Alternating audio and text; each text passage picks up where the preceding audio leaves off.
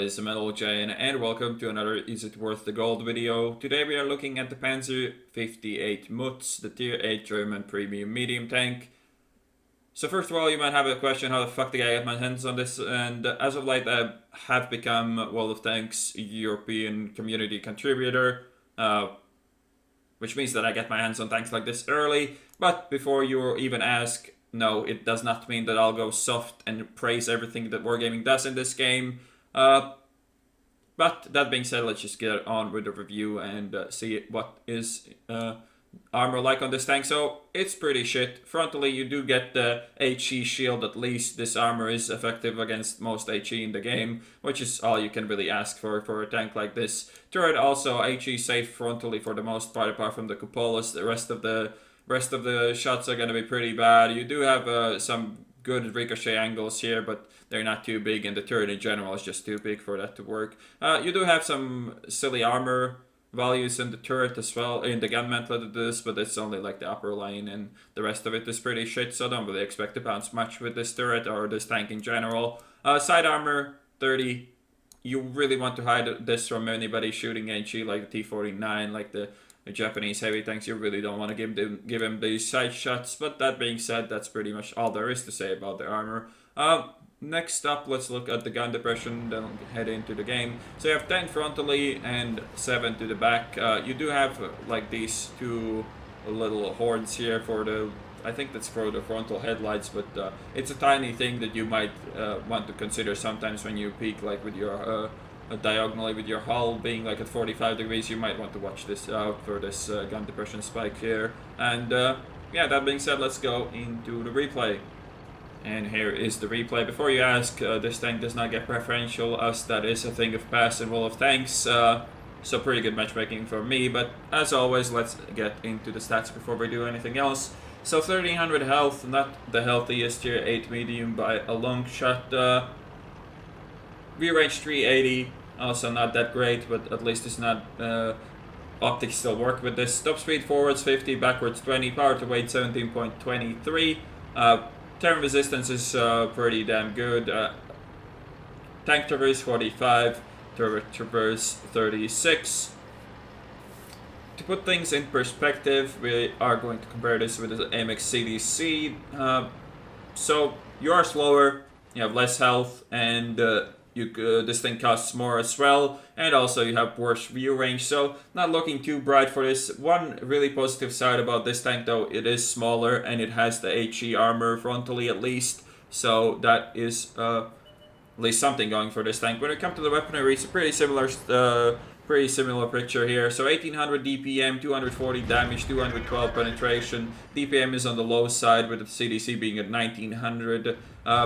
Aim time 2.3, dispersion 0.36. The substats on the gun are slightly better than on the CDC, but the biggest difference here is that CDC is extremely fast compared to this, so the gun on the CDC usually takes much longer to be aimed fully, so that is a thing to consider. So that's the stats then. Let's talk about the tank and how it performs in real life. So you have 10 degrees of gun depression that you should make use of every time you can. It makes your turret a tiny target when you use all that gun depression, and it is extremely hard for the enemies to hit you well. You can bait out their shots as well without even firing, which you will, I think, see in this game as well. And as long as you keep your hull covered, you don't really get ammo wrecked as often as in some other paper tanks. One thing I have to say, that shots into turret often result in at least one, if not two crew members dead in one shot, which obviously makes it quite annoying.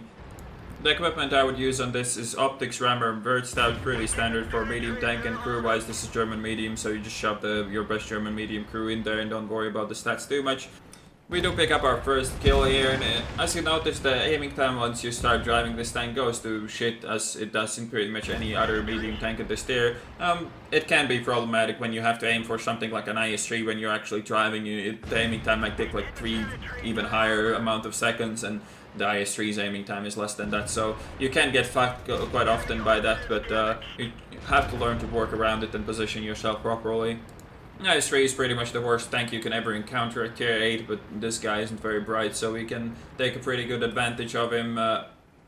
Did miss one shot that I should not have there, but you know, RNG is gonna RNG. The lowish DPM here means that I cannot really shoot the IS-3 twice for every time he shoots me. Well, it depends on the timing, but if we both fire at the same time, I cannot do that, but we didn't, so it worked out for me in the end, so that is fine. The 212 penetration pretty much means that in tier 8 games you can be competitive with pretty much every tank in the game, but higher tier games you might have to pick your targets wisely to just not drive into something like an E100 or something like that, where first of all your gun is pretty meaningless against that to begin with, even if you do pan him somehow frontally. But yeah, it's all about picking your targets in higher tier games like it always is. And now we do clear out the north, but they still have a lot of high impact tanks left alive. If you can see, the triple tier 8 medium platoon is also still alive in their team. The biggest weaknesses of this tank compared to the other tier 8 premiums is that, first of all, it is not as fast as the CDC for the tank that doesn't have any armor. It is actually not as fast as you would want it to be. Second of all, your DPM is not great, and third of all, your accuracy is slightly below the average I guess you get on guns like this in comparison to the Panzer 88 or even the CDC. And obviously the low-ish alpha damage for this tank also doesn't help much. I mean, 240 is average for tier 8, but then again, tier 8 medium average damage is shitty, so there is that. First shot taken, gunner dead. Happens all the fucking time. It was arty, but anyways, sucks to be me there. And the general weakness of all the tanks like this is the corridor maps against IS-3s, T-54s and shit like that. T-54s in general, when you meet a T-54 in a tank like this, you're like insta-fucked anyways.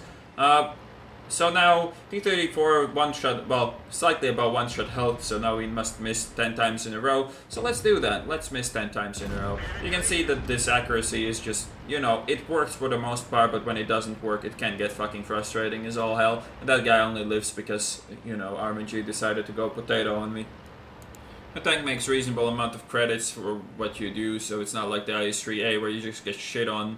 At least your credit gain gets shit on for absolutely no reason, so you have that going for you, which is nice. The crew count is 4. It's not the most you'll get in German crews, but it's not too bad. I think the Leopard crew is exactly the same, so you can shove a tier 10 crew in here, but don't quote me on that one. I'm not 100% sure there. Pretty bad play there against that Borsig that cost me a lot of my health, and the Borsig is using the small gun, which is lucky for me, but at the same time, if he rolls high with his next shot, I might actually die. And again, even though we have a numbers advantage here, all their tanks still left are tier 8s, and we have 2 tier 6 RDs and a tier 6 TD, so they do have a numbers advantage here, well, real numbers advantage at least, but we do have pretty good positions on them, so as long as we use these positions right, we should be fine, and we should be able to win, bring this game to victory, especially with that type having full health as well.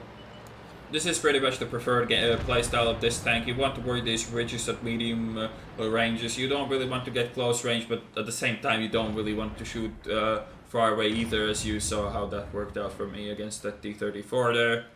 And as long as you use all your gun depression and sit hull down, the enemies will find it really hard to hit you. T-34-3 goes for a really weird move. He tries to get below other guns, but that doesn't really work when you have 10 degrees of gun depression. I got really lucky there because the WZ-111 shot under my tank there and got my track without even tracking me, so that's really lucky for me, but we're gonna relocate to try to get better shots on this T-34-3 now. Another thing you should know about this tank when you play it is that your reload is probably going to be one of the worst compared to all the other mediums at tier 8 that hit for around 240, 250 alpha damage, so try to not be too aggressive against them, as they will be able to out DPM you, and your amount of health you have is also quite low compared to most other mediums. So here, another shot from the Borsig. He doesn't high roll me, so I do get to live some more, and we are in trouble here now. It's just me and the Type and 2 RDs against 4 tier 8s. The Type gets really, well no, it actually was the RD. RD gets the pickup on the Borsig that really helps us out, and the T-34-3 can't really climb up there as he wanted to, as the Type is just going to shoot him in the ass, and obviously that doesn't really work well for him. And again, I'm just going to relocate so I can use my gun depression well here and just murder this thing.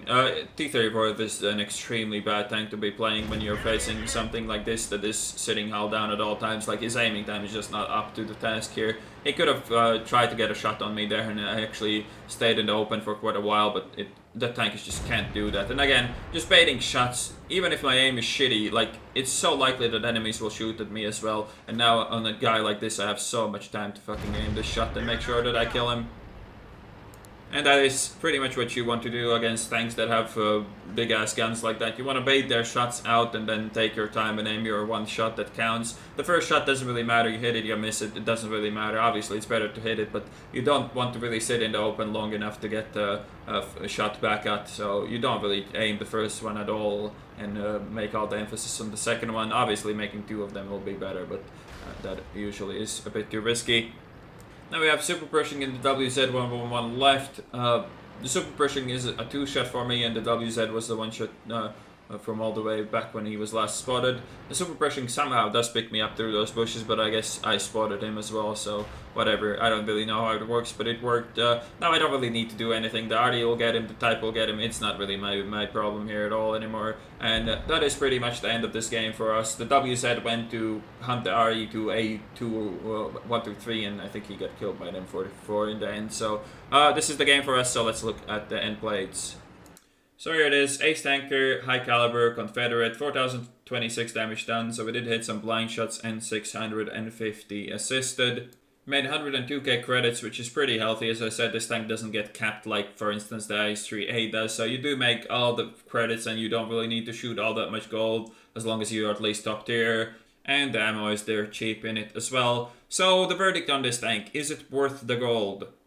So it is a pretty decent premium. It keeps up with the CDC, with the Panzer 88, with all those mediums that are pretty decent for tier 8 premiums, or at least the new ones. It is nowhere near the level of an IS-3A though, as the tank is just broken as balls. It does make pretty good credits here, as you can see in all these other screenshots as well.